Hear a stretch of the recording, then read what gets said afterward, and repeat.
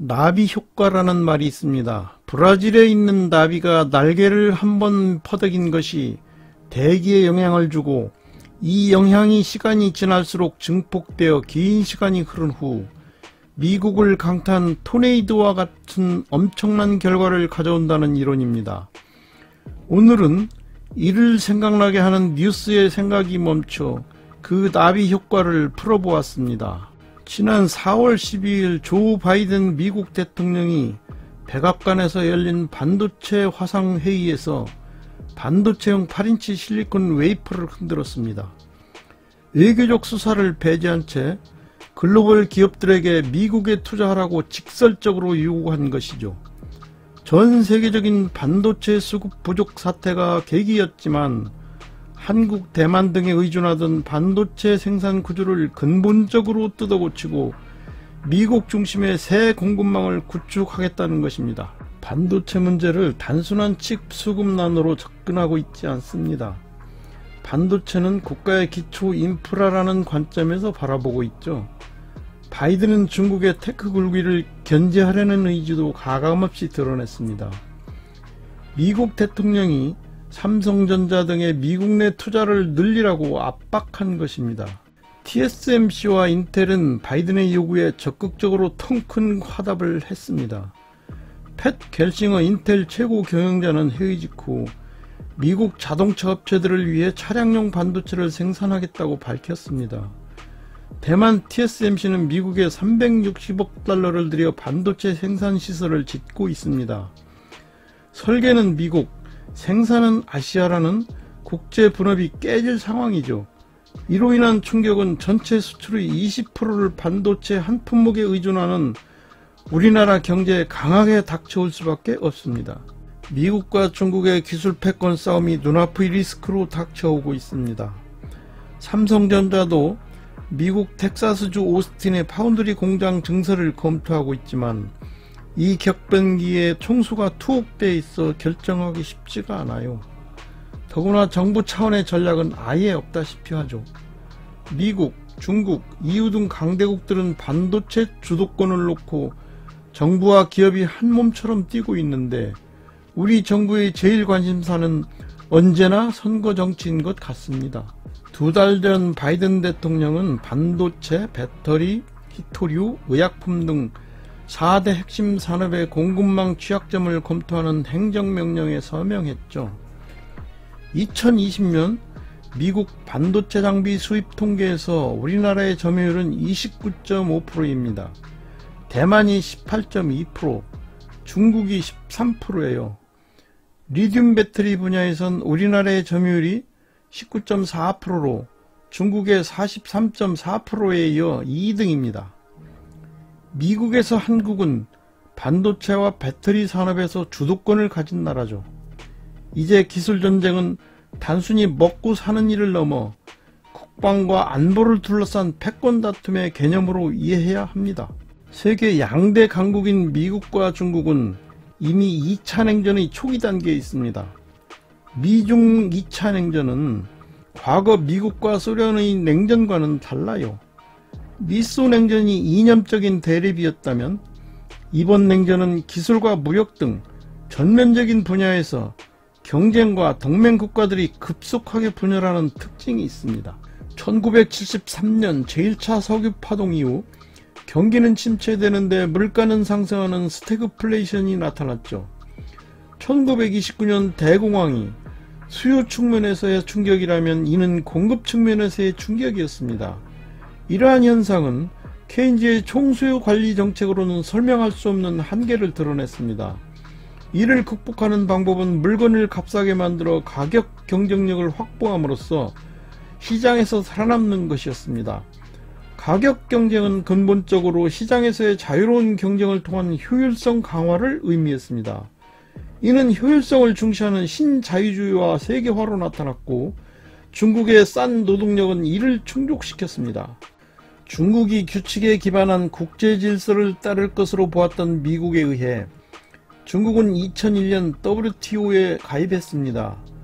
중국은 WTO 가입 5년 만에 외환 보유고를 2조 달러 이상 축적했고 글로벌 공급망의 중심지로 부상했죠.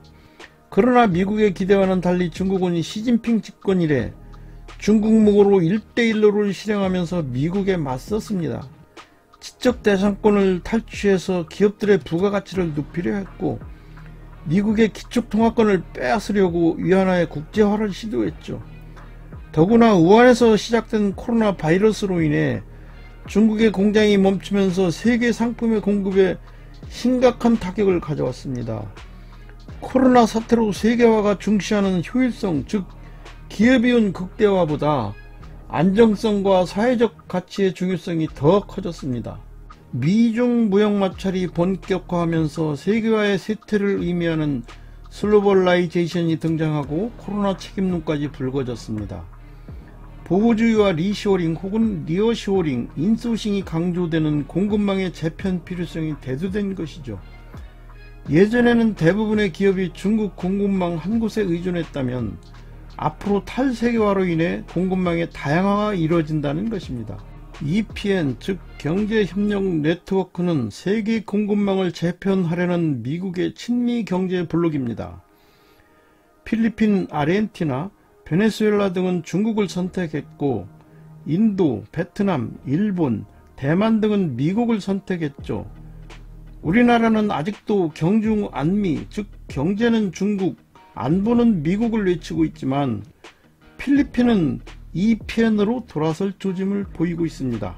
EPN의 내용을 보면 중국 중심 공급망을 붕괴시키기에 화웨이 등 핵심 기업과 미국 기업의 모든 거래를 차단하고 고사시킨다는 전략입니다.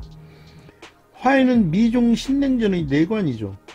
이제 중국 기업 블랙리스트에는 중국 대표 통신업체 ZTE와 화웨이를 비롯하여 휴대전화 제조업체 샤오미, 중국 최대 반도체 업체 SMIC, 석유 대기업 중국 해양석유, 원전기업 중국 광어그룹 등 수십 개 업체에 이르고 있습니다. 중국 경제매체 진스데이터는 2025년이면 세계 1위 경제 대국이 될 것이라고 했습니다. 일본 경제연구센터는 2028년 중국의 GDP가 미국을 앞설 것이라고 했고요. 중국 내에서는 세계 1위 경제대국 등극이 시간 문제라는 낙관 모드가 팽배해 있습니다. 미국은 1890년대 이미 전체 경제 규모에서 영국을 추월했지만 달러화가 파운드화를 대신해 기축통화가 된 것은 1944년 브레턴우즈 협정이 체결된 뒤였죠. GDP에서 앞서도 패권을 장악하는 데 50년이 더 걸렸습니다. 미국이 세계 2차 대전 이후 세계 패권을 장악한 이후 미국을 위협한 나라로는 옛 소련과 일본이 꼽힙니다. 옛 소련은 냉전 이후 줄곧 군사력과 과학기술 분야에서 미국의 지위를 위협했죠. 그러나 사회주의 계획경제가 성장의 한계를 드러냈고 미국의 군비 경쟁에 따른 경제적 부담까지 겹치면서 1991년 해체됐습니다. 소련과 달리 일본은 경제력으로 미국을 추격했죠. 일본은 1980년대 공작기계, 반도체, 가전, 자동차 등 제조업 분야에서 세계 최고 수준에 올라섰고 이를 바탕으로 막대한 대미 무역 흑자를 내며 전성기를 구가했습니다. 쌍둥이 적자가 악화되자 미국은 플라자 합의를 강요했습니다. 달러당 234엔이었던 일본 엔화가 1988년에는 120엔대까지 평가 절상됐습니다. 플라자 합의 당시 일본의 GDP는 미국의 32% 수준이었고 1995년에는 이 수치가 70% 선까지 올라갔죠. 하지만 엔고로 큰 타격을 입은 일본은 1990년대 부동산 버블 붕괴까지 겹치면서 잃어버린 20년 장기 침체에 빠져들었습니다. 과거 미국이 일본을 겨냥했듯이 현재 중국에 대한 공격을 멈추지 않고 있습니다.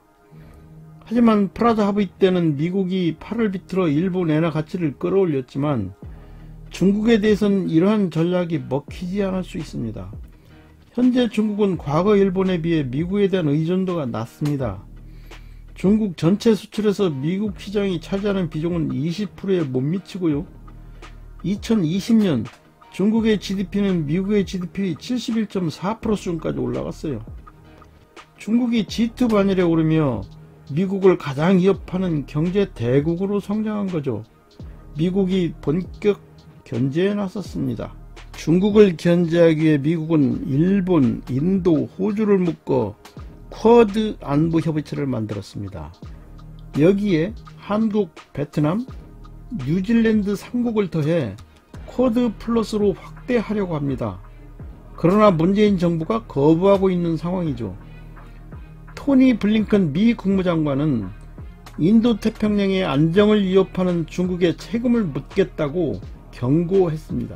트럼프 외교가 거칠게 소리지르며 위협하는 시기였다면 바이든에게는 웃으면서 핀셋과 메스를 들고 외과 수술하듯 다가오는 시기입니다. 신장 위구르 인권 문제를 언급하면서 신장 위구르 자치구에서 생산된 목화와 섬유 제품을 수출입 금지하는 시기죠. 신장 위구르 인권 탄압과 홍콩 대만 문제, 티베트 중국의 사이버 공격, 미국의 동맹에 대한 중국의 경제적 강압 등을 들며 중국의 아픈 곳을 모두 때렸습니다. 스가 총리와의 미일 공동성명에서 52년 만에 대만 해협의 평화 문제도 건드렸습니다. 신장 지역 제재에는 EU도 참여했습니다. 신장의 섬유는 연간 생산량이 500만 톤이 넘습니다. 중국 시장 생산의 83%가 신장에서 나옵니다.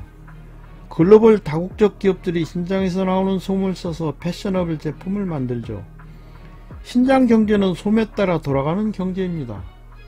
H&M, 나이키, 아디다스 등이 신장에 솜을 안 쓴다면 신장이 무너지죠. 그러나 미국에서 볼 때는 신장이 무너지면 중국의 방직 산업이 무너집니다. 직접적인 일자리 8천만 명, 수출 등 연관된 것까지 합하면 1억 7천만 명입니다. 일타쌍피죠. 그러면 중국에 분열이 생길 것입니다. 미국의 입장에서는 중국의 분열이 너무 좋은 방책이죠.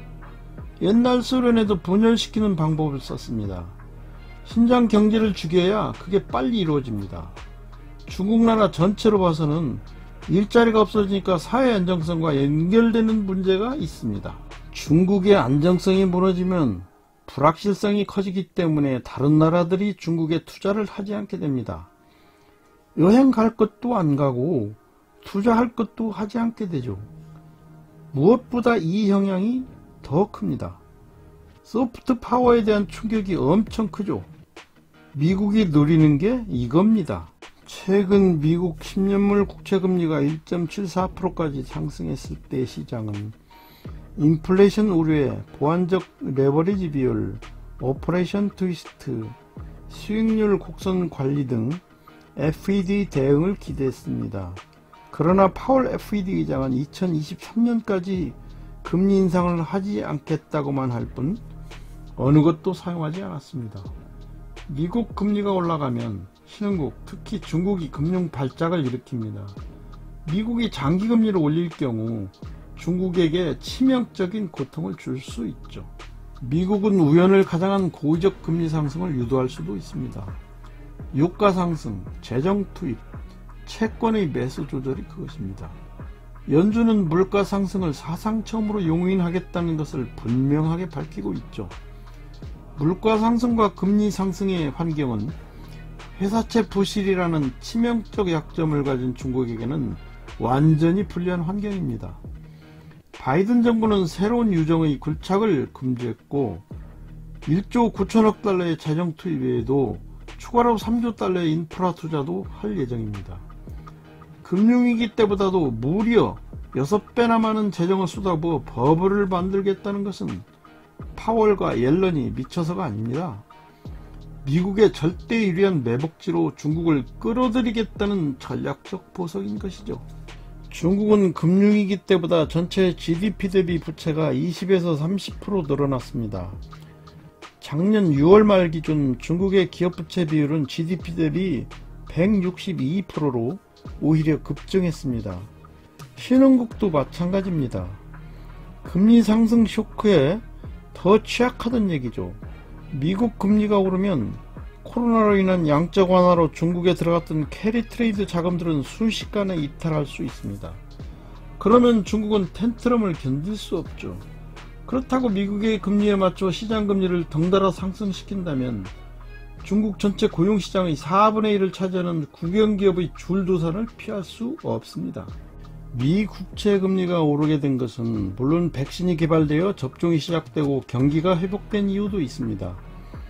그러나 중국이 미국과의 무역전쟁 보복무기로 미 국채 보유량을 1조 달러에서 8천억 달러까지 줄이기로 하고 대량 매도했습니다. 미 국채 대량 매각으로 장기 시장금리를 급등시켜 미국의 깊은 내상을 입히려는 것이죠. 그러나 중국의 노림수는 불발로 끝났습니다. 다른 국가들이 투매에 동참하지 않았기 때문이죠. 중국이 미 국채를 매각할 때 오히려 일본이 그것을 샀습니다. 더구나 이를 간파한 파월 FED 의장은 금리 인상의 방치 전략으로 맞섰죠. 국제금융시장에서 가장 잘 팔리는 상품이 미 달러와 표시 채권이라는 점도 중국이 간과한 포인트입니다. 결국 견디지 못한 중국은 다시 미 국채를 매입했습니다. 국채금리 급등은 미 국채 가치를 폭락시켜 다른 누구보다 중국이 손실을 입게 되기 때문이죠. 정작 미국 경제에 타격을 주지 못한 채 자신이 먼저 손해를 보는 것입니다. 스스로 자기 눈을 찌르는 바보짓이 될 수 있죠. 지금 10년물 국채금리는 1.59%로 내려와 안정세로 접어들었습니다. 연준은 손 안대고 코를 쁜 격으로 중국의 약점을 역이용해서 인플레 우려를 잠재웠습니다. 중국의 반도체 산업 발전을 저지하려는 미국의 움직임이 점점 공격적이고 노골적으로 변하고 있습니다. 트럼프는 네덜란드의 반도체 장비업체 ASML이 5나노미리 이하 공정에 필수적인 EUV 노광 장비를 중국 기업에 판매하지 못하게 했습니다. 바이든 또한 시놉시스 등 미국 기업이 장악하고 있는 반도체 설계 필수 프로그램인 EDA를 중국 기업에 수출하지 못하도록 금지 조치했습니다. 제재를 우려한 중국 IT 업체들이 반도체 칩 쓸어담기로 최근 반도체는 부르는 게 값이 됐습니다. 바이든의 미국은 EPN 쿼드 등으로 동맹 파트너와 협력해 중국 포위망을 더욱 촘촘하게 구축하고 있습니다. 다양한 방법으로 국제사회에서 미국 혼자만이 아닌 다자접근법을 통해 중국에 대한 공격을 강화하고 있죠. 이에 맞서 중국도 실력 행사에 돌입하고 우군 확대에 주력하고 있습니다. 미중 무역전쟁이 본격적인 기술전쟁으로 진화하면서 관련국들이 국군을 건 총력전을 벌이고 있습니다. 그러나 문재인 정부는 여전히 북한만 보이는 안경을 쓰고 중국 반응만 의식하며 다른 길을 가고 있습니다. 구한말 고종은 일본이 싫어서 아관 파천을 하고 친러 정권을 세웠습니다. 20세기 초 러시아 편에 붙는다는 것은 영국과 미국이라는 세계 최강국들에게 대항하겠다는 의미였죠. 그러나 국제정세에 무지했던 조선은 일본, 미국, 영국 등 다른 강대국들과의 관계는 전혀 고려하지 않고 결정을 내렸습니다. 지금 우리가 미국을 버리고 중국 편에 선다는 것은 일본뿐만 아니라 서구의 모든 동맹국을 적으로 돌리는 일입니다. 만일 우리가 미국의 그늘에서 벗어나면 일본은 중국을 견제하기에 우리를 공격하는 데 주저하지 않을 것입니다. 지금 일본이 싫다고 친중 정권을 세우는 것은 구한말의 대자비를 생각나게 하는 일입니다. 이상 바이든이 쏘아올린 나비 효과에 대해서 생각해 보았습니다. 더 많은 노출을 위해 구독과 좋아요를 꼭 눌러주시면 많은 힘이 됩니다. 다음엔 더욱 좋은 자료로 여러분을 모시겠습니다. 감사합니다.